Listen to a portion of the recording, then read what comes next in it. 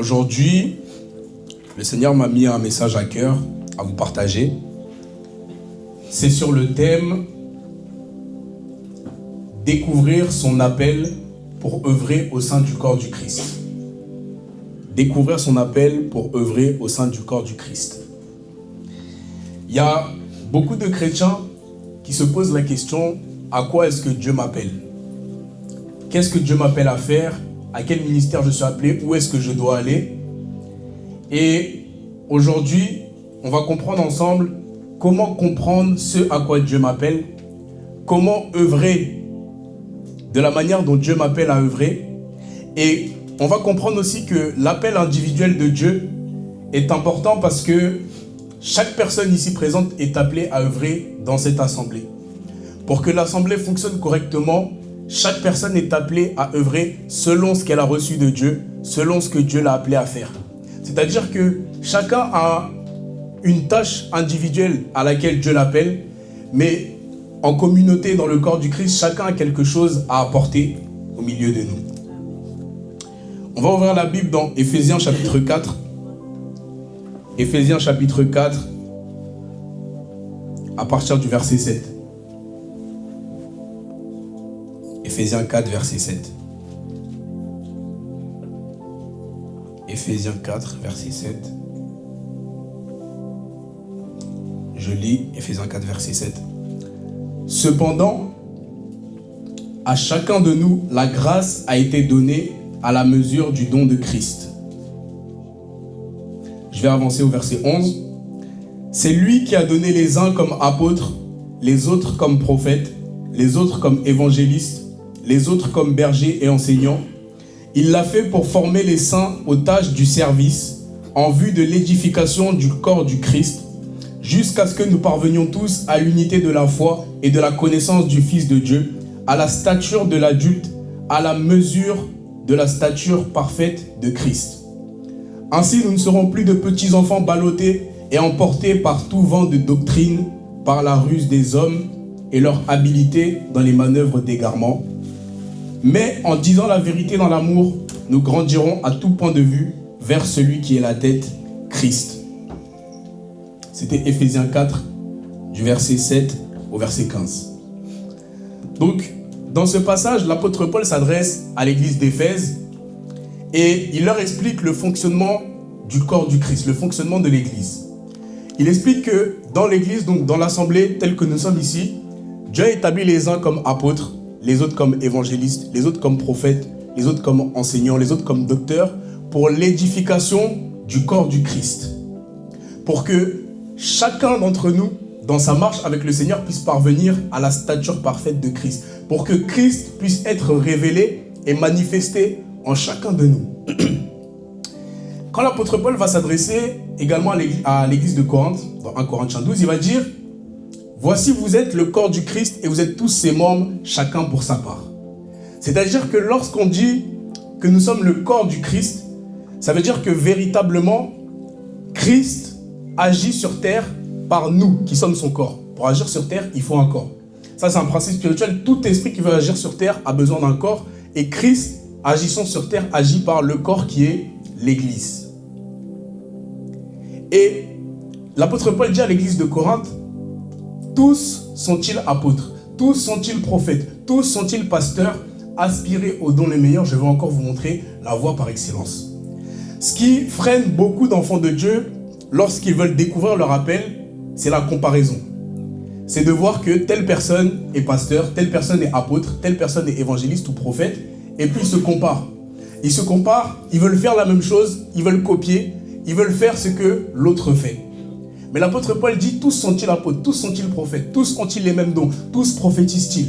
Ça veut dire que, tel que nous sommes tous ici, chacun comme nous sommes, nous avons tous un ministère différent et nous avons tous une manière d'agir ou une manière plutôt par laquelle Dieu agit au travers de nous différent.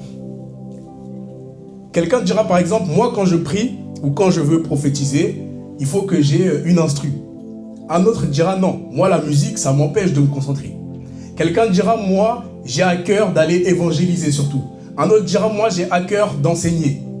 Et c'est parce que lorsque Dieu a disposé l'assemblée, il a disposé chacun avec un appel différent, un fardeau différent. Et c'est là que je vais commencer à introduire mon thème, c'est que l'appel de Dieu, ce à quoi Dieu t'appelle, ça commence dans ton cœur. Ça commence par un fardeau. Au début, tu ne sais pas exactement à quoi tu es appelé, mais tu as à cœur de faire des choses. Par exemple, il y a des personnes qui ont à cœur, vraiment c'est un fardeau de voir les malades guéris. Il y a des personnes qui ont à cœur de voir les rues remplies de chrétiens, ils veulent aller évangéliser, ils veulent annoncer la bonne nouvelle. Donc, la première chose quand tu veux savoir à quoi Dieu t'appelle, c'est te poser la question, quel est mon fardeau? Qu'est-ce qui est sur mon cœur? Parce que si l'Esprit de Dieu habite en toi, ça veut dire que les pensées que tu as, les fardeaux que tu as viennent de Dieu. Tout ce que tu portes, la plupart des sentiments que tu as viennent de Dieu. Donc tu dois d'abord te poser la question, quel est le fardeau que j'ai dans le cœur? Dans Romains chapitre 16, l'apôtre Paul nous parle de beaucoup de femmes de l'assemblée. Il parle de Phybé, Prisca, Aquilas, il parle de Épaïnette, de Marie, Andronicus, Jonias. Et quand il présente ces différentes personnes, il présente la manière dont chacune des personnes a aidé à œuvrer pour Dieu. Il dit par exemple, je vous recommande au verset 1, je vous recommande Phybé, notre sœur qui est diaconesse de l'église de Sancré, afin que vous la receviez en notre Seigneur d'une manière digne des saints et que vous l'assistiez dans des choses où elle aurait besoin de vous, car elle en a donné aide à plusieurs et à moi-même. Ça veut dire que l'apôtre Paul nous présente Phybé, qui est une diaconesse. Phybé, ce n'est pas une femme qui avait spécialement à cœur d'enseigner la parole devant l'assemblée. C'est peut-être pas non plus une femme qui avait nécessairement à cœur d'aller évangéliser dans la rue, mais Phybé, c'était une femme qui prêtait secours aux apôtres par une aide matérielle. Elle les aidait, elle les soutenait. Il ne précise pas exactement l'aide dont il est question, mais c'était une femme qui aidait les apôtres dans l'œuvre de Dieu. Ça veut dire que l'apôtre Paul présente différents serviteurs et il explique que chacun œuvre pour Dieu à sa manière. Chacun sert Dieu à sa manière. Aujourd'hui, quand on veut servir Dieu, on pense directement évangéliser, prophétiser, toutes ces choses-là.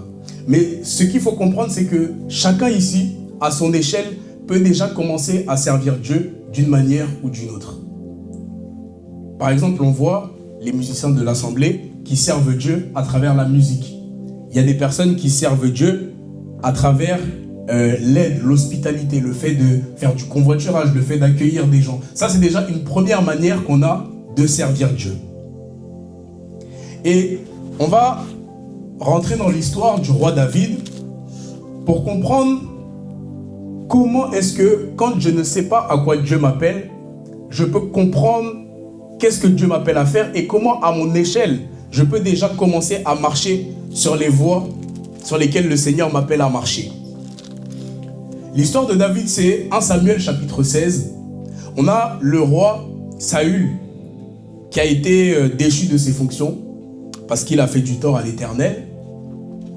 On va lire dans 1 Samuel 16 à partir du verset 1. L'Éternel dit à Samuel, « Quand cesseras-tu de pleurer sur Saül? Je l'ai rejeté afin qu'il ne règne plus sur Israël. Remplis ta corne d'huile et pars. Je t'envoie chez Isaïe le Bethlémite, car j'ai vu parmi ses fils celui que je désire pour roi. » Regardez ici, l'Éternel dit à Samuel, « Quand cesseras-tu de pleurer pour Saül ?» Il y a beaucoup de personnes dans l'assemblée qui pleurent le départ de l'apôtre, qui pleurent le fait que l'apôtre n'est plus là.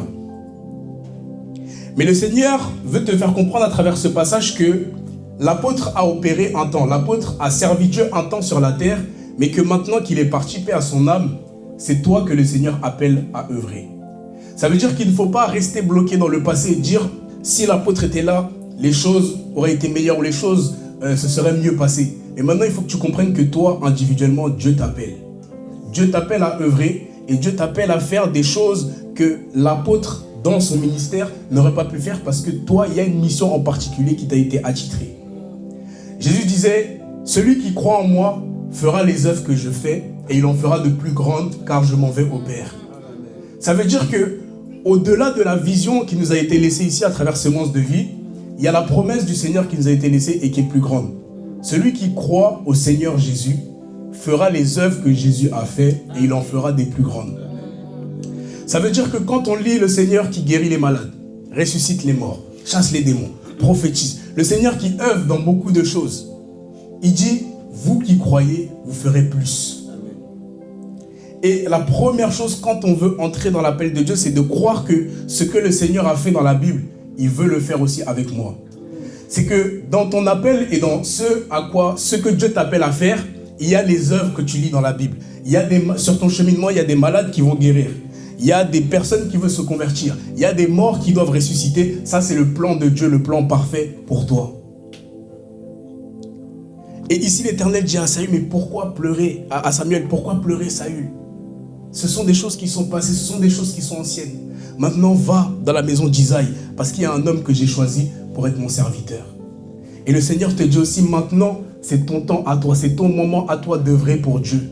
Les choses anciennes sont passées. Maintenant, c'est ton moment à toi de te lever et d'agir pour le Seigneur. Alors, Samuel se rend dans la maison d'Isaïe, on connaît l'histoire. Il arrive dans la maison d'Isaïe, il voit tous les fils d'Isaïe qui sont grands, qui sont beaux.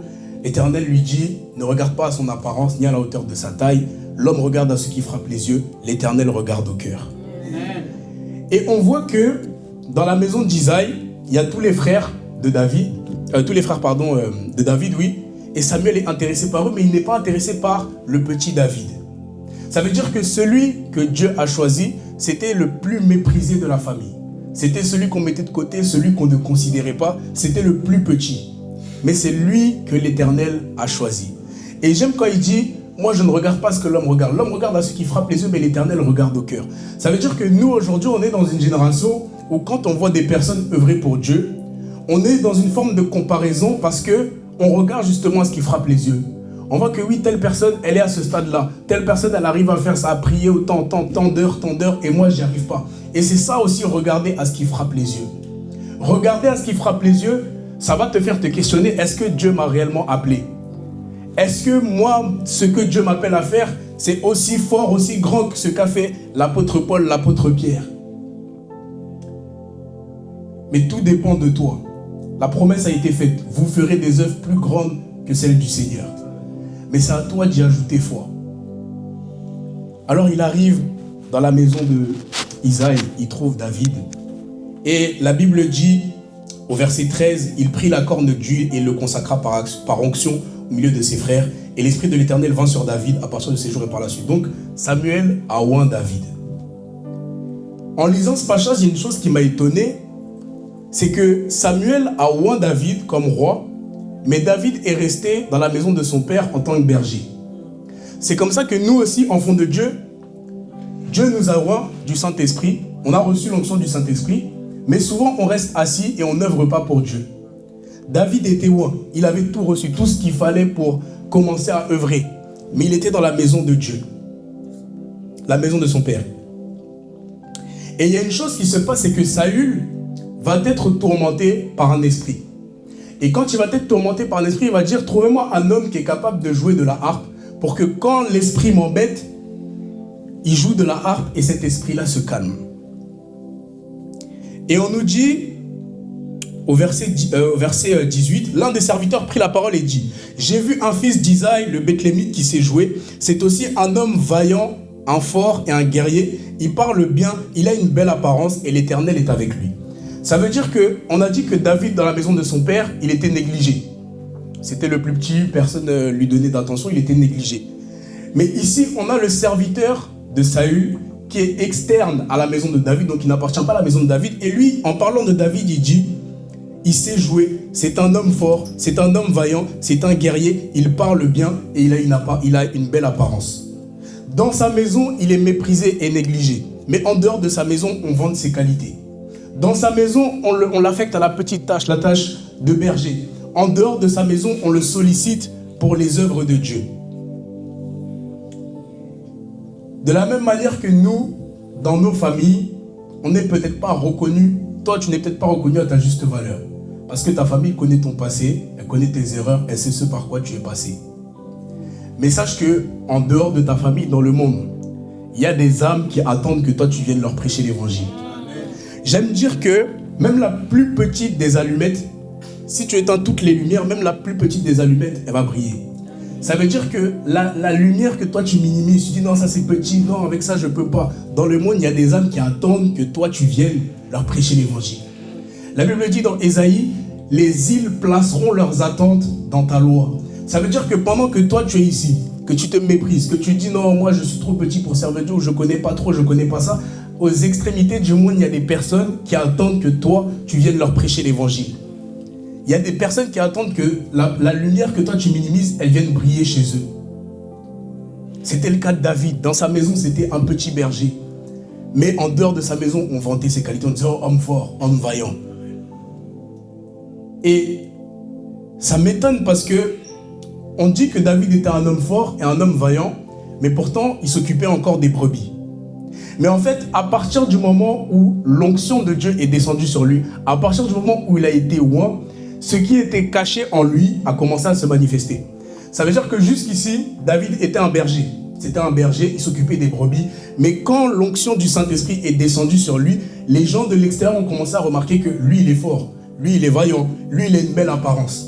Auparavant, c'est ses frères, on disait, oh, ils sont beaux, ils sont grands. Là, maintenant, c'est lui, on dit, il a une belle apparence. On ne parle même plus de ses frères. Et ça, c'est une des caractéristiques de l'onction. L'onction a cette capacité à faire sortir de toi ton potentiel qui est caché.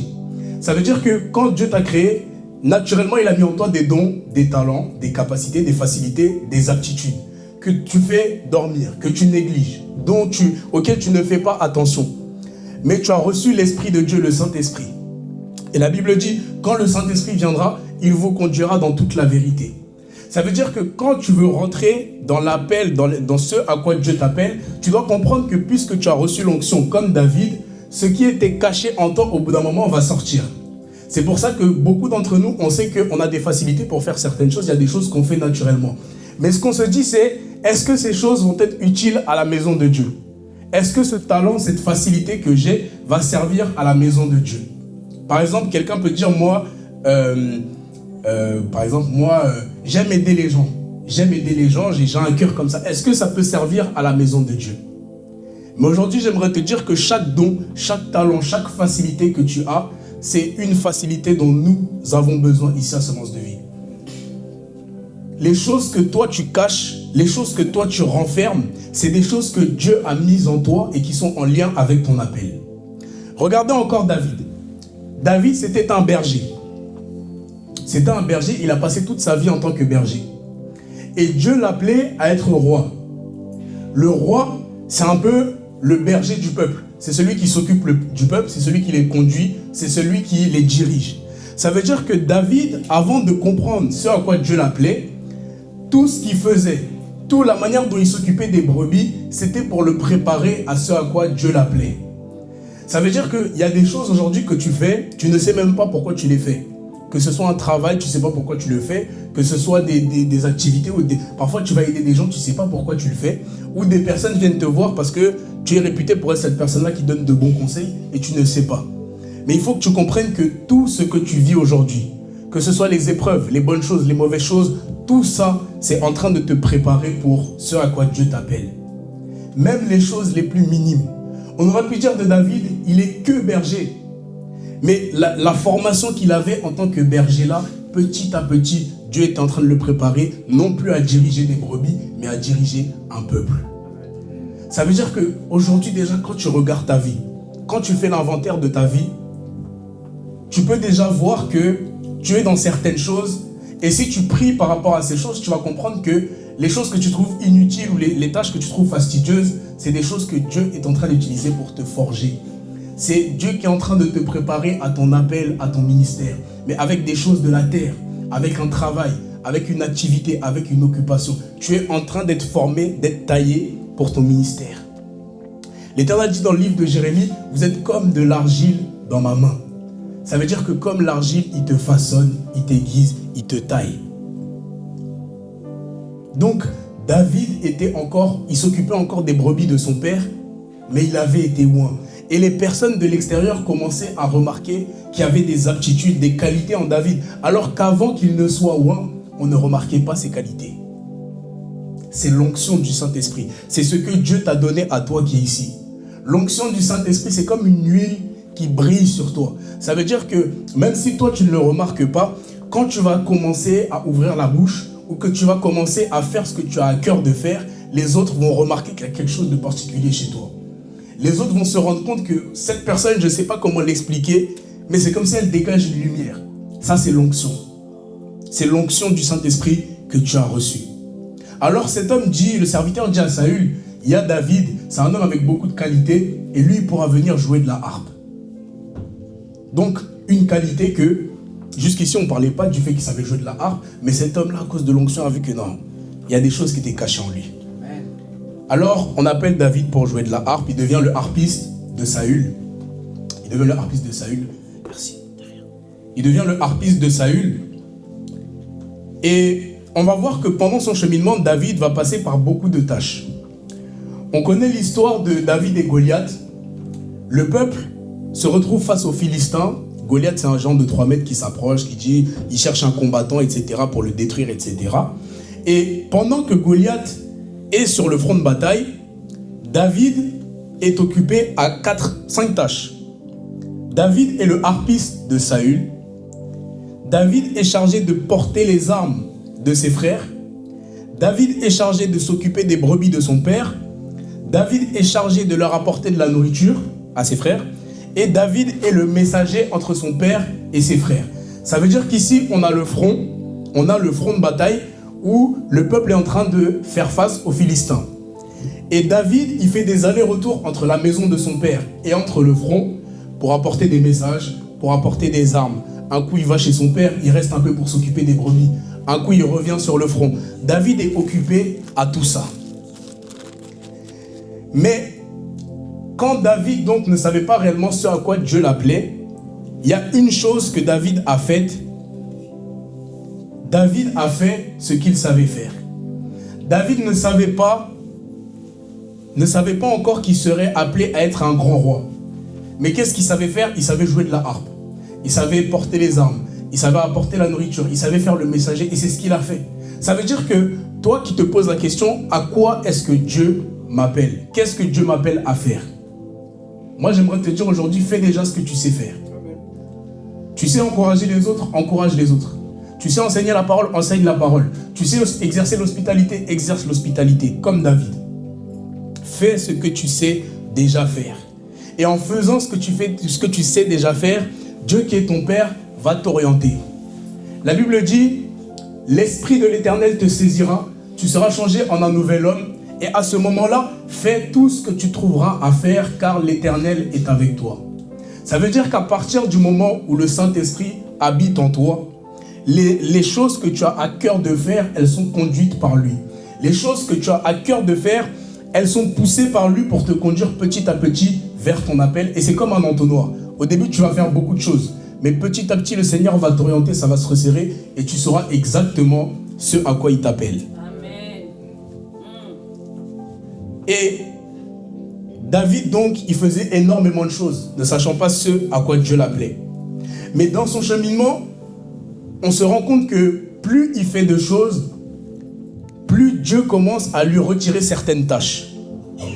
On lit par exemple au verset 15 que David faisait des va-et-vient entre sa maison et la maison de son père pour faire le messager, etc. Maintenant, on lit au verset 20, il laissa les brebis à un gardien, prit ses affaires et partit comme Isaïe le lui avait ordonné. Ça veut dire que jusqu'ici, David était affecté à la tâche des brebis. Mais au verset 20, Isaïe lui-même, son père, lui dit, laisse les brebis et maintenant va rester auprès de tes frères. Ça veut dire que Dieu a utilisé les circonstances dans la vie de David pour que toutes les choses qu'il faisait, toutes les activités auxquelles il était occupé commencent à se resserrer. Isaïe lui dit, laisse les brebis, va auprès de tes frères. Au verset 22, on dit que David confia les affaires qu'il transportait au gardien du matériel et il courut vers les rangs de l'armée. Ça veut dire que David, qui était chargé de porter le matériel, quand il arrive au niveau de l'armée, d'un coup, on ne sait pas pourquoi, toutes les armes qu'il avait l'habitude de porter, il les laisse au gardien. Il ne s'occupe plus des brebis, il ne porte plus les armes. On nous dit maintenant qu'il commence à poser des questions. Qu'est-ce qui se passe avec Goliath? C'est qui Goliath? Qu'est-ce qui se passe? Qu'est-ce qu'il nous veut? Etc. Et on a son frère Eliab qui se tient devant lui et qui dit, toi, tu n'as rien à faire ici. Tu n'as rien à faire ici. Et on nous dit une dernière chose que David a faite, verset 30, il se détourna de lui pour s'adresser à d'autres et posa les mêmes questions. Ça veut dire que David était occupé à beaucoup de tâches. Mais maintenant, le temps était arrivé où il fallait qu'il commence à œuvrer pour Dieu. Le temps était arrivé où l'onction que Dieu avait déposée sur lui devait servir à la tâche à laquelle il avait été appelé. Le temps était arrivé où lui qui se demandait ce qu'il devait faire pour Dieu, il fallait que ce soit révélé. Mais visiblement, David, ce n'était pas quelqu'un qui entendait clairement la voix de Dieu. Ce n'était pas quelqu'un qui était forcément sensible à la parole de Dieu. Mais c'était quelqu'un dont Dieu s'occupait et c'était quelqu'un qui était appelé par Dieu. Aujourd'hui, peut-être que tu as du mal à savoir ce que Dieu attend de toi. Tu as du mal à comprendre quelle est ta mission. Fais ce que tu sais faire. Donne-toi aux tâches que tu sais exécuter. Mets-toi à l'œuvre pour l'église avec un grand E. Mets-toi à l'œuvre pour ton assemblée. Ce que tu peux faire ou ce que tu sais faire, fais-le. Et tu verras que Dieu te conduira petit à petit. Car la Bible dit, celui qui est fidèle dans les petites choses le sera dans les grandes. Amen. On connaît la parabole des talents. Un maître qui part en vacances, il laisse 3 serviteurs. À l'un, il confie 5 pièces. À l'un, il confie 3. À l'un, il confie 1. Et quand il revient, celui qui avait 5, il a fait fructifier. Il a donné 5. Celui qui avait 3, il a donné 1, je crois. Et celui qui avait 1 pièce, il l'a caché dans la terre. Il arrive vers celui qui avait 5, qui a fait 5. Il dit, combien tu as fait? Il dit, oh, j'ai fait 5 pièces. Il dit, ah bon et fidèle serviteur, tu as été fidèle en peu de choses, on te confiera beaucoup. Ça veut dire que, parce qu'avec ce qui t'a été confié, à savoir tes dons et tes talents, parce qu'avec ce qui a été mis dans ton bagage, tu as déjà été fidèle, Dieu te confiera beaucoup. Deuxième serviteur, pareil, il avait 3, il a fait 1, je crois. Bon et fidèle serviteur, viens entrer dans la joie de ton maître, tu as été fidèle, on te confiera beaucoup. Et le troisième, lui, il a enterré son talent dans la terre. Quand on dit qu'il a enterré sa pièce d'or dans la terre, ça veut dire que Dieu lui avait donné un talent et tout le temps où il était sur terre, il ne l'a pas utilisé. Et à la fin de cette histoire-là, on voit que cet homme-là, le maître lui dit, mets-toi de côté, mauvais serviteur. Et au final de toute sa vie, il y avait 3 serviteurs. Le maître avait l'intention de promouvoir ces 3 serviteurs. Il avait un plan pour les 3 serviteurs, il voulait leur confier beaucoup. De la même manière que nous ici sur terre, le Seigneur veut nous confier beaucoup. Mais le problème de ce serviteur-là, c'est qu'il n'a pas pris conscience de ce qu'il avait. Toi, ton problème aujourd'hui, c'est que tu veux servir Dieu, mais tu penses que Dieu doit encore faire descendre quelque chose pour toi pour que tu le serves. Alors qu'il a mis son esprit en toi. Alors que l'onction est déjà sur toi. Les paroles de vie sont déjà en toi. Et ce serviteur-là, c'est de cette manière qu'il a enterré sa pièce. Il n'a pas utilisé ses talents. Et à la fin de sa vie, on ne lui a pas confié beaucoup. C'est comme ça que beaucoup de personnes passent leur vie et elles n'expérimentent pas le plan parfait de Dieu pour leur vie. Parce que la première chose, l'une des premières choses quand on veut expérimenter le plan de Dieu, quand on veut marcher dans ce que Dieu a pour nous, c'est déjà de prendre conscience de ce que j'ai. Moi, quelles sont mes facilités? Quel est mon talent? Quel est mon don? Parce que les dons et les talents que tu as, c'est Dieu qui te les donne. Et à partir de ça, exerce, pratique, mets ça en œuvre. Dieu pourvoira au reste. Alors, on a David qui se propose pour affronter Goliath. Et quand tu vas affronter Goliath, Saül lui dit, David, tu ne peux pas affronter Goliath. Il va t'écraser, t'es qu'un enfant, il va t'écraser. Et c'est là que David lui explique. Il lui dit, quand je gardais les brebis de mon père, il y avait des lions et il y avait des ours qui venaient pour attaquer les brebis. Et à ce moment-là, quand ils venaient attaquer les brebis, moi je défendais ces brebis-là. Ça veut dire que David, avant qu'il n'entre même dans l'appel de Dieu, comme on a dit tout à l'heure, Dieu le préparait déjà à ce qu'il devait faire. Et Saül, qui s'opposait donc à ce que David affronte Goliath, il a compris une chose, il a compris que ce petit-là, c'est Dieu qui l'a appelé. Il a compris que si David est autant déterminé pour entrer dans son appel, c'est parce qu'auparavant déjà Dieu l'avait préparé. Il a compris que l'appel de Dieu ne dépend pas des capacités du petit David, mais il dépend de la préparation de Dieu. Et toi, la préparation de Dieu, tu l'as reçue par le Saint-Esprit. La Bible dit, celui que Dieu envoie dit les paroles de Dieu, car Dieu lui donne l'Esprit sans mesure. Ça veut dire que tel que tu es, tu as déjà reçu l'Esprit sans mesure. C'est-à-dire qu'il n'y a pas une mesure plus grande du Saint-Esprit, tu as reçu la plénitude. Et si tu as reçu la plénitude, tu as reçu toutes les capacités nécessaires pour aller faire l'œuvre de Dieu. Quand Saül comprend que David a déjà reçu tout ce qu'il faut, il le laisse aller face à Goliath et il lui donne une grosse armure. Il lui donne une grosse armure qui est lourde, mais David n'arrive pas à marcher avec cette armure-là. Moi, cette armure que Saül lui donne, je l'identifie à notre force, nos capacités à nous. Ça veut dire que comme Goliath faisait 3 mètres, Saül s'est dit, il faut que David porte une grosse armure. Il faut qu'il aille affronter Goliath avec une grosse artillerie. Mais David n'arrivait pas à marcher avec cette armure-là.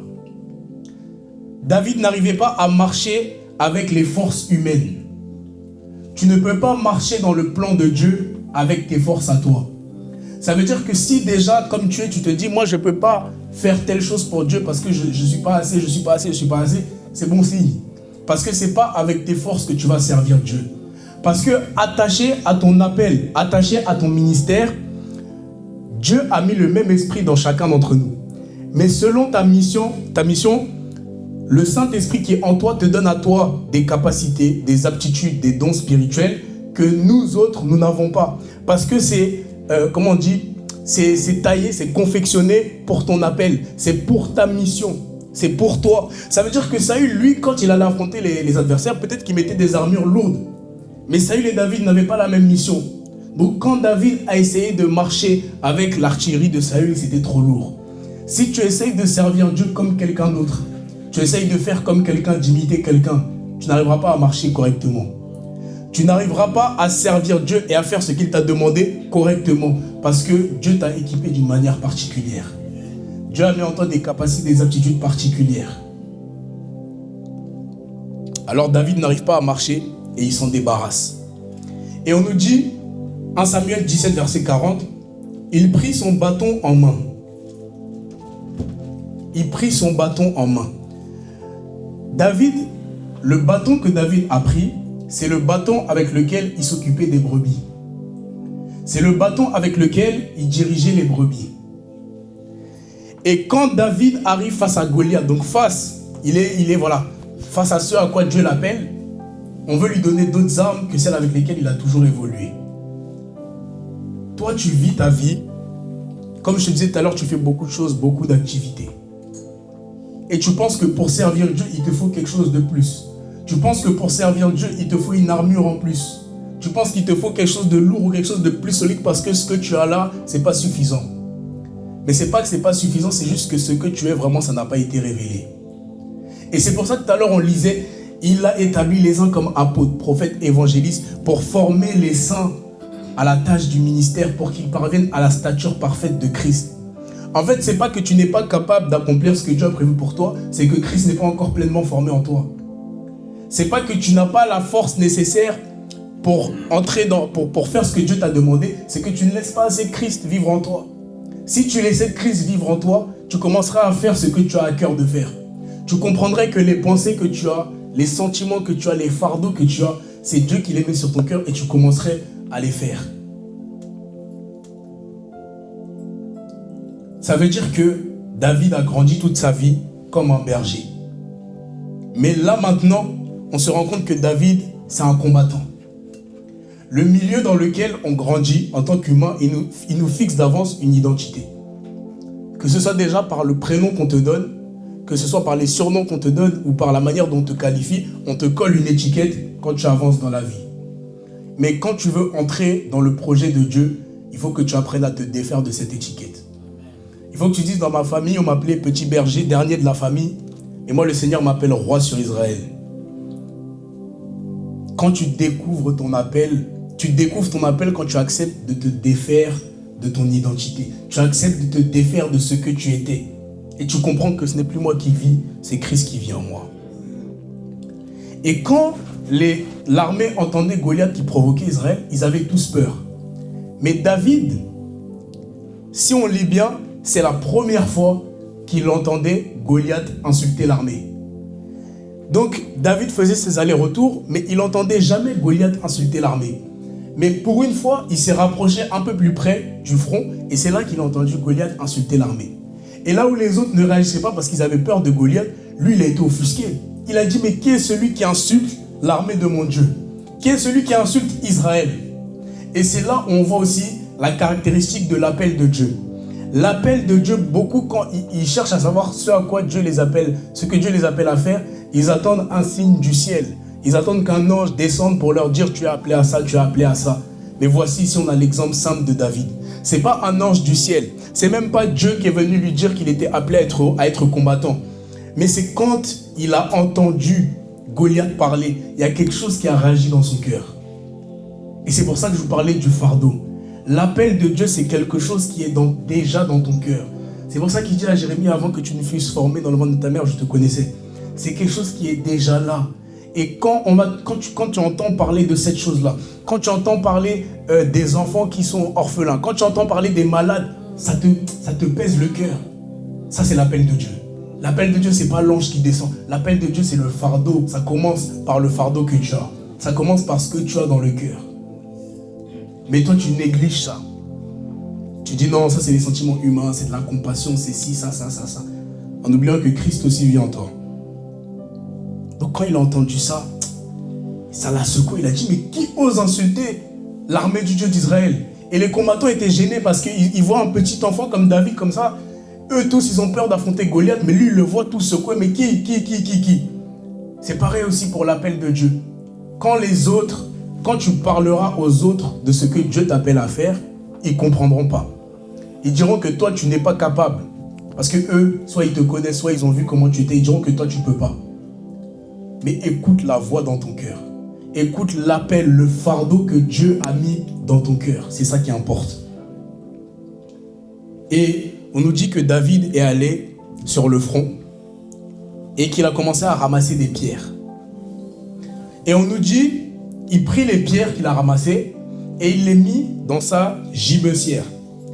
La gibecière, c'est des petites sacoches que les bergers utilisent quand ils s'occupent des brebis. Bon, j'imagine qu'ils y mettent de la nourriture ou des petits objets dont ils auront besoin quand ils s'occuperont des brebis. Mais la gibecière, c'est une petite sacoche que les bergers utilisent. Donc David se retrouve finalement face à ce à quoi Dieu l'appelle affronter Goliath. Et quand il veut affronter Goliath, il utilise la gibecière qu'il a toujours utilisée auparavant pour les brebis. Ça veut dire que quand David s'occupait des brebis, quand tu regardais David avec les brebis, tu pouvais peut-être même rigoler de sa gibecière, dire mais il est drôle lui avec sa sacoche. Mais c'est cette gibecière-là que Dieu allait utiliser pour le faire entrer dans son appel. Aujourd'hui, tu regardes ta vie, il y a des choses, tu te dis mais pourquoi ça c'est comme ça? Pourquoi ça arrive? Pourquoi est-ce que moi-même je suis comme ça? Pourquoi mon caractère il est comme ça?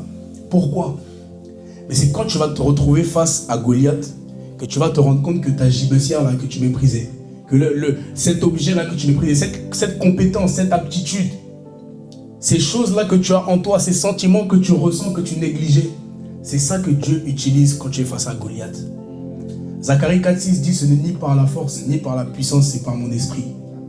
C'est pas l'armure de Saül qui pèse, je ne sais pas combien, qui fait que David pouvait battre Goliath. C'est ce qu'il y avait en lui, le fardeau qu'il y avait en lui, et c'est ce que depuis sa naissance, Dieu l'avait fait passer par plein de choses, et c'était ces choses-là qui allaient le préparer pour affronter Goliath. Ce que tu vis, c'est la préparation pour ton ministère. C'est la préparation pour le plan de Dieu pour ta vie. Dieu ne fait rien au hasard. Ce par quoi tu passes, les difficultés, les complications, c'est Dieu qui te prépare pour ton appel.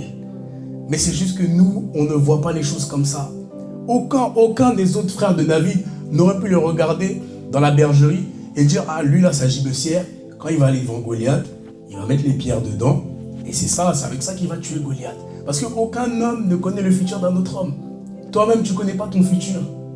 La Bible parle du Seigneur en disant que c'est celui qui il relève le faible, le pauvre de la poussière pour le faire asseoir à la table des rois. Ça veut dire que tu peux être un jour dans la poussière, le lendemain tu es à la table des rois. Dieu élève qui il veut. Et c'est la gibecière qu'il utilisait quand il était berger qui lui a servi pour affronter Goliath. Dieu est déjà pleinement Dieu en toi. Ne cherche plus un signe du ciel. Ne cherche plus une double portion de l'esprit de je ne sais qui. Tout est déjà en toi. Jésus a dit tout est accompli. Et comme le Seigneur a dit à Gédéon, va avec la force que tu as. N'est-ce pas moi qui t'envoie? Va avec la force que tu as. Tout à l'heure, je parlais du fardeau. quel est le fardeau que tu as sur le cœur? Quelle est la cause qui te tient à cœur? Qu'est-ce qui te pèse? Quelle est la cause pour laquelle tu dis j'aimerais faire plus? J'aimerais pouvoir agir, j'aimerais faire plus pour cette chose-là. Mais aujourd'hui, je n'en ai pas les moyens ou les capacités. On nous parle dans Luc chapitre 2 de Jésus. Jésus qui a 12 ans. Jésus a 12 ans, il est avec sa famille et ils sont partis pour faire la fête en Israël. Luc 12, on va lire à partir du verset 41. Luc 12, 41. Luc 2, pardon, excuse-moi. Luc 2, 41. Jésus a 12 ans. Luc 2, 41. Jésus a 12 ans. Les parents de Jésus allaient chaque année à Jérusalem à la fête de Pâques. Lorsqu'il fut âgé de 12 ans, ils y montèrent selon la coutume de la fête. Puis quand les jours furent écoulés et qu'ils s'en retournèrent, l'enfant Jésus resta à Jérusalem. Son père et sa mère ne s'en aperçurent pas. Croyant qu'il était avec leurs compagnons de voyage, ils firent une journée de chemin et le cherchèrent parmi leurs parents et leurs connaissances. Mais ne l'ayant pas trouvé, ils retournèrent à Jérusalem pour le chercher. Au bout de 3 jours, ils le trouvèrent dans le temple, assis au milieu des docteurs, l'écoutant et les interrogeant. Tous ceux qui l'entendaient étaient frappés de son intelligence et de ses réponses. Quand ses parents le virent, ils furent saisis d'étonnement et sa mère lui dit « Mon enfant, pourquoi as-tu agi assis de la sorte avec nous? Voici ton père et moi nous te cherchons avec angoisse. » Il leur dit « Pourquoi me cherchiez-vous? Ne savez-vous pas qu'il faut que je m'occupe des affaires de mon père ?» Mais ils ne comprirent pas ce qu'il leur disait. Ça veut dire que la famille de Jésus, là on parle d'un Jésus, pour l'instant il n'a pas enseigné, il n'a pas guéri de malade, on va dire qu'il n'a rien fait. Sa famille se rend à Jérusalem pour la fête. Et puis Jésus, c'est plus fort que lui, il est obligé d'aller dans le temple. C'est plus fort que lui, il faut qu'il aille répondre, poser des questions aux docteurs de la loi, les interroger. Il faut qu'il aille dans le temple pour se préoccuper des choses de Dieu, alors que Jésus était encore un enfant. Ça veut dire que depuis son enfance, il y avait un fardeau. Depuis son enfance, il y avait un poids, il y avait une cause qu'il avait à cœur. C'était que quand il passait devant le temple, il était obligé de rentrer. Il était obligé de s'asseoir et de poser des questions sur les choses de Dieu. Toi aussi, tu as tout le temps un fardeau, tout le temps quelque chose sur le cœur, tout le temps quelque chose qui te pèse. C'est plus fort que toi. Il faut que tu réfléchisses sur ça. Il faut que non, comment je vais résoudre ce souci-là? Tout le temps. Et ça, c'est le fardeau dont je parlais tout à l'heure. Ça veut dire que Jésus était avec sa famille, passait devant le temple. Mais il ne pouvait pas s'empêcher d'aller dans le temple parce qu'il avait ce fardeau-là. Et ses parents lui-même disent, mais tu nous as fait peur. On ne savait pas où tu étais pendant 3 jours. Il dit, mais ne savez-vous pas qu'il faut que je m'occupe des affaires de mon père? Ils disent, ils ne comprirent pas. Ils n'ont pas compris. Parce que l'appel de Dieu est individuel. Il y a beaucoup de gens qui attendent qu'un prophète vienne les voir pour leur dire, tu es appelé à ça, ça, ça, ça, ça. Même le prophète ne peut pas te révéler l'appel de Dieu exactement comme Dieu veut te le révéler. Parce que, première chose, quand Dieu parle, il parle avec une intention, une émotion. Ça veut dire que même la manière dont Dieu t'appelle ou te révèle ton appel, c'est d'une manière particulière. David, on a vu comment ça s'est fait. Samuel, c'était autrement. Chaque personne dans la Bible, c'était autrement. Ça veut dire que le seul qui est capable de te révéler ton appel de la bonne manière, c'est Dieu. N'attends pas qu'un homme vienne te révéler ton appel. Tourne-toi vers Dieu. Tourne-toi vers Dieu avec le fardeau que tu as dans le cœur. Avec les capacités, les compétences que tu as. Et dis au Seigneur, qu'est-ce que tu attends de moi? Qu'est-ce que tu attends de moi? Pour vous raconter mon témoignage, quand je me suis converti, je ne savais pas à quoi Dieu m'appelait. Dieu me montrait même plein de rêves. Je voyais dans les rêves, je disais, mais c'est quoi tout ça? Je ne comprenais pas. Et je ne savais pas à quoi Dieu m'appelait. Mais il y avait une chose que je savais, c'est que j'aimais bien parler de la parole. Donc je ne savais pas quel était mon appel, mais j'aimais bien parler de la parole. Donc c'est tout ce que je faisais, je parlais de la parole. Je parlais, et je ne savais pas à quoi Dieu m'appelait. Et petit à petit, il y a ces fardeaux-là qui ont commencé à venir. Des fardeaux. Tu commences à avoir le fardeau pour ça. Tu as envie de faire ça, ça, ça, ça, ça. Il y a des sentiments, des désirs qui sont nés de nulle part. Tu vis ta vie, et d'un coup, tu ne sais pas pourquoi, tu as envie d'aller à tel endroit. D'un coup, tu ne sais pas pourquoi, tu as une passion qui sort de nulle part pour ça. Il y a des choses, vous m'auriez parlé de ces choses il y a 4 ans, j'aurais dit ça ne m'intéresse pas. Et d'un coup, c'est venu. Il y a des choses des fois qui surviennent dans ta vie comme ça, tu ne sais pas pourquoi. Ça, c'est le Saint-Esprit qui est en train de te conduire. Jusqu'au jour où Dieu m'a révélé mon appel à travers un rêve. Et quand j'ai reçu cet appel-là, parce que beaucoup pensent que c'est quand vous recevez la confirmation que vous commencez à œuvrer. Mais quand j'ai reçu cette confirmation, j'ai rien fait de plus que ce que je faisais déjà, parler de la parole. Ça veut dire que l'appel de Dieu, comme l'a dit le Seigneur à Jérémie, ça commence avant le ventre de ta mère. Tu es pasteur, évangéliste, prophète, apôtre avant le ventre de ta mère. Dieu t'a préétabli. N'attends pas qu'il y ait une cérémonie pour te dire tu es ci, tu es ça. Tu es serviteur de Dieu. Et tu ne dois pas attendre justement une confirmation pour œuvrer. Tu dois œuvrer dès maintenant. Tu dois faire ce que tu sais faire. Les apôtres, quand il y avait les débuts de l'église primitive, ils disaient, établissons des hommes, c'était les diacres, établissons des hommes de qui l'on rende un bon témoignage, qui pourront venir s'occuper des affaires de l'assemblée. Et ils disent, et nous les apôtres, nous nous consacrerons à l'enseignement de la parole et à la prière. Ça veut dire que les apôtres savaient que dans le corps du Christ, chacun a sa tâche. Et ils savaient que nous, on ne peut pas à la fois être ici et on ne peut pas à la fois faire l'enseignement et la prière. Donc ils savaient que chacun a sa fonction, chacun a sa tâche. Personne ne peut être partout, personne ne peut tout faire. Tous sont-ils apôtres, tous sont-ils prophètes. Je veux que vous aspiriez aux dons les meilleurs, dit l'apôtre Paul. Je veux que vous aspiriez aux dons les meilleurs. Et on a vu ici dans l'histoire de David que donc quand il voulait aller affronter Goliath, ses frères s'opposaient à lui, Saül aussi s'est opposé à lui. Mais quand ils se sont rendus compte que réellement Dieu l'appelait, quand il a affronté Goliath et qu'il l'a terrassé en une pierre, c'est là que les gens ont compris que ah non, lui Dieu l'a appelé. Quand tu œuvres pour Dieu, tout le monde, et en particulier à commencer par ta famille, ne va pas forcément reconnaître ton ministère. Ta famille va te mépriser. Mais l'onction du Saint-Esprit, c'est lui qui fait la différence. L'onction du Saint-Esprit, c'est ce que Dieu t'a donné et qui est supposé te distinguer dans ce monde. Ça veut dire que quand il y a des gens qui ne te prennent pas au sérieux, quand il y a des gens qui te négligent ou qui disent que toi tu ne peux pas faire ça, c'est l'onction qui fera la différence. Ce n'est pas tes paroles, ce n'est pas à toi de convaincre. Mais la Bible dit quand l'Esprit viendra, il vous convaincra. L'onction du Saint-Esprit, c'est le Saint-Esprit sur moi. Et c'est lui qui fait la différence. C'est lui qui fait la différence entre les vrais et les faux enseignants. C'est lui qui fait la différence entre les vrais et les faux prophètes. C'est lui qui fait la différence entre ceux qui font les choses pour de mauvaises motivations et ceux qui le font avec un cœur sincère. Et c'est lui qui, quand tu iras dans le monde, quand tu iras voir les ténèbres, fera que les gens écouteront ta parole. Ils écouteront. Il y a une dimension dans l'onction qu'on constate dans la Bible, c'est l'onction captive, ça captive. Quand on voit Jésus qui prêche à des foules, on voit que Jésus est en train de parler à des foules et les gens viennent même jusqu'à devant chez lui pour écouter la parole. Les gens sont assis, captivés par ce qu'il dit.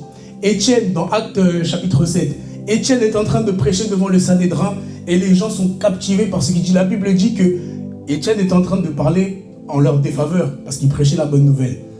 Et la Bible dit qu'il cherchait des occasions de l'accuser, mais il ne trouvait pas d'occasion parce que son visage leur parut comme ceux d'un ange. Ça, c'est l'onction. Ça veut dire que quand tu parles et que Dieu t'a oint, même ceux les petits malins dans le monde qui vont dire « Oh, mais toi, tu parles de quoi aussi, ça. » Quand l'onction se manifestera, juste parce que tu as parlé, ils ne trouveront plus rien à dire. Et toi, c'est à cette onction-là que tu dois t'attacher. L'onction est déjà sur toi. Tu dois juste parler. Tu dois juste ouvrir la bouche. Tu dois juste faire ce que tu sais faire. Et Dieu t'accompagnera quand tu feras ce que tu sais faire. Mais ce que tu dois comprendre concernant ton appel, c'est que personne ne peut comprendre ton appel à ta place. Il n'y a que toi qui peux savoir comment Dieu t'utilise, à quoi est-ce qu'il t'appelle, qu'est-ce qu'il veut faire avec toi. Ça veut dire que quand tu veux comprendre l'appel de Dieu, une des choses à faire, c'est faire taire les voix extérieures. C'est entre toi et Dieu. Quand le Seigneur a appelé Moïse à Sinaï, il n'y avait personne d'autre. C'est entre toi et Dieu. Quand le Seigneur même a appelé Samuel, dans le temple où il y avait Élie. Une fois, Samuel va voir Élie. Tu m'as appelé? Non. Samuel va voir Élie. Tu m'as appelé? Non. Samuel. Élie, tu m'as appelé? Il dit non, je ne t'ai pas appelé, mais si cette voix t'appelle encore, dis-lui, parle Seigneur, car ton serviteur écoute. Ça veut dire que Samuel cherchait à comprendre quelle est cette voix qui m'appelle. Comme toi, tu cherches à comprendre quel est ce fardeau-là que j'ai dans le cœur. Et Élie lui dit pas, voilà pourquoi tu as ça dans le cœur. Voilà ce qu'il faut que tu fasses. Il lui dit, si cette voix t'appelle encore, toi, va te recoucher avec cette voix, seul avec cette voix, et réponds-lui.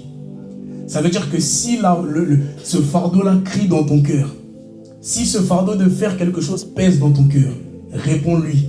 Réponds-lui en agissant. Personne ne peut comprendre l'appel de Dieu mieux que toi. David se retrouve face à Goliath. On veut lui donner telle arme. Mais lui prend un bâton. Qui comprend? Personne. Mais lui, il sait comment Dieu l'appelle. Lui, il sait comment il doit faire les choses. Lui, il sait quel est son ministère. C'est entre toi et Dieu. Si quelqu'un pensait qu'un ange allait venir lui dire tu as appelé à ça, sache que c'est entre toi et Dieu. C'est entre toi et Dieu. Et c'est quand David s'est retrouvé face à Goliath, quand il a eu à cœur de faire quelque chose et qu'il l'a fait, qu'il s'est levé, qu'il a affronté Goliath, qu'il a découvert qu'il pouvait faire des choses exceptionnelles. Qu'il a découvert qu'il pouvait terrasser un Goliath avec une seule pierre. Jusqu'ici, il s'occupait des brebis. Les gens avaient déjà vu, lui, c'est un combattant. Mais c'est seulement quand il s'est levé et qu'il a fait ce qu'il avait à cœur de faire, qu'il s'est rendu compte que Dieu l'appelait à combattre. Et David a été un plus grand combattant même que Saül. Aujourd'hui, tu regardes ta vie et tu peux te poser la question, avec ce que j'ai, comment Dieu va faire? La Bible dit dans Zacharie 4 au verset 10,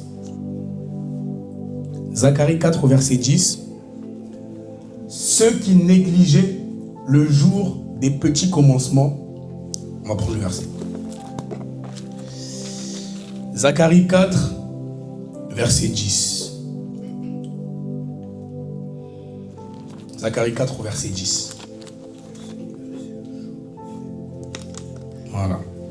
Zacharie 4, 10. En effet, ceux qui méprisaient le jour des petits commencements se réjouiront en voyant la pierre d'étain dans la main de Zorobabel. Dans d'autres versions, c'est en voyant le niveau. La pierre d'étain ou le niveau qui fait référence à la pierre angulaire. La pierre angulaire, c'est le Seigneur Jésus. Il dit, dans ce chapitre, on parle d'une maison qui doit être construite. Et le verset dit, ceux qui négligeaient le début de la construction. Ceux qui t'ont connu au début, quand tu n'avais rien, quand tu étais petit, méprisable. Ceux qui t'ont connu au début avant que Christ soit révélé en toi. Ceux qui t'ont connu au début avant que le plan de Dieu ne commence dans ta vie se réjouiront en voyant la pierre d'étain dans ta main, en voyant la pierre angulaire dans ta main, en voyant Christ dans ta main, en voyant que cette personne qu'ils ont méprisée au début, parce que la maison n'était pas encore construite. Aujourd'hui, dehors, on peut voir des chantiers, des terrains, on arrive sur le terrain, il n'y a rien dessus. Je me rappelle, dans la ville d'à côté, quand j'étais plus petit, il y avait un bâtiment qui était en construction. Moi, je disais, oh, celui-là, il est toujours en construction. Et je disais, mais ils ne vont jamais le construire. Aujourd'hui, quand je passe devant, je le vois, je suis émerveillé. Parce qu'un terrain, quand il est en pleine construction, c'est jamais beau à voir.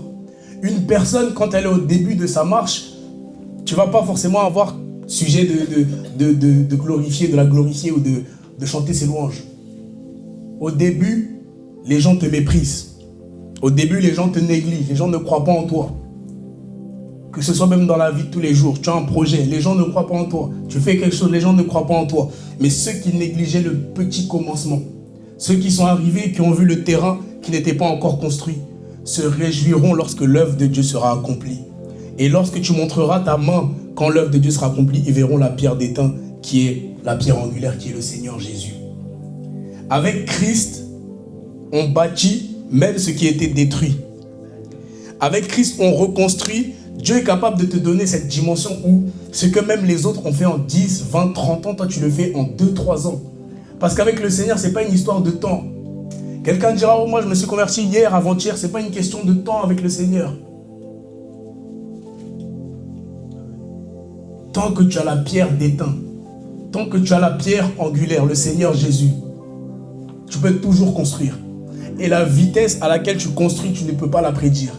Toi, tu te dis, oui, bon, là, je vais commencer, après ce message, je vais commencer à me préparer et dans 2 semaines, je vais commencer à évangéliser. Tu vas aller prier, si ça se trouve, tu vas évangéliser même ce soir. La pierre d'étain. La Bible dit, la pierre que les uns ont rejetée est devenue la pierre angulaire, est devenue la pierre sur laquelle on construit. Celui qui est rejeté par les hommes deviendra la pierre sur laquelle on construit. Celui qu'on méprise deviendra celui sur qui on vient s'appuyer quand on va mal. Toi qu'on méprise aujourd'hui, c'est toi qu'on viendra voir quand il y aura des problèmes, quand il y aura des soucis, quand il y aura des malades. Toi sur qui on disait, oh non, lui, regarde, lui, il est comme ça, lui, il est comme ci, comme ça. C'est sur toi qu'on viendra s'appuyer. Parce que Jésus a dit, le disciple n'est pas plus grand que son maître, mais tout disciple accompli sera comme son maître. S'ils m'ont méprisé, ils vont vous mépriser. S'ils ont gardé ma parole, ils vont garder votre parole. Et si Jésus a été méprisé par Saul de Tarse, et aujourd'hui ce Saul de Tarse, c'est celui qu'on connaît sous le nom de Paul, et il sert ce Seigneur Jésus, ça veut dire que si, comme Jésus a vécu, toi aussi tu dois vivre. Ça veut dire que les personnes qui te persécutent, demain c'est les personnes qui auront besoin de toi. C'est les personnes qui auront besoin plutôt du Seigneur à travers toi. Elles te solliciteront. Elles te solliciteront. Mais il y a une chose que David a faite quand il s'est retrouvé face à Goliath. Je reprends 1 Samuel 17. Il y a une chose que David a faite et que tu dois faire aussi. Vous savez, la parole qui sort de nos bouches, elle est créatrice. Quand tu parles sous l'autorité de Dieu, tu appelles les choses à l'existence. La Bible dit dans Romains 4, « Béni soit le Dieu de toute éternité qui appelle à l'existence ce qui n'est pas, et qui appelle une chose comme si elle était. » David arrive devant Goliath, il dit aux Philistins, 1 Samuel 17, verset 45, « Tu marches contre moi avec l'épée, la lance et le javelot, et moi je marche contre toi au nom de l'Éternel des armées, le Dieu de l'armée d'Israël que tu as insulté.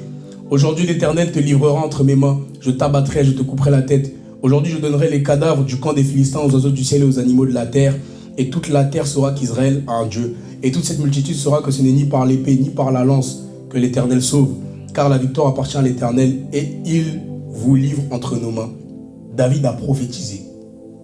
Prophétiser, c'est parler de la part de Dieu. Ça veut dire que avant d'affronter Goliath, David a dit, l'Éternel te livre entre mes mains. Et ça, c'est une chose aussi qu'on nous prêche beaucoup, mais qu'il faut vraiment qu'on prenne l'habitude de faire, c'est parler à nos situations et parler aussi à nous-mêmes. Tu peux parler à toi-même. David disait, mon âme, il parle à son âme, bénis l'Éternel. Tu peux te parler à toi-même.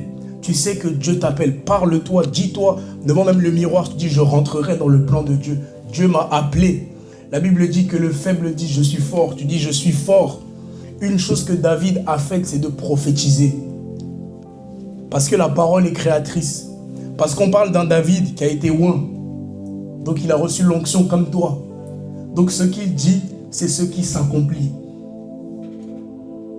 Alors au lieu de prononcer des paroles négatives, prononce des paroles de vie. Même si tu n'es pas encore exactement dans ce à quoi Dieu t'appelle, prononce des paroles de vie parce que tu es sur le chemin. Tu dis, je vais rentrer dans mon appel. Je vais atteindre ce que Dieu attend de moi. Je vais entrer dedans.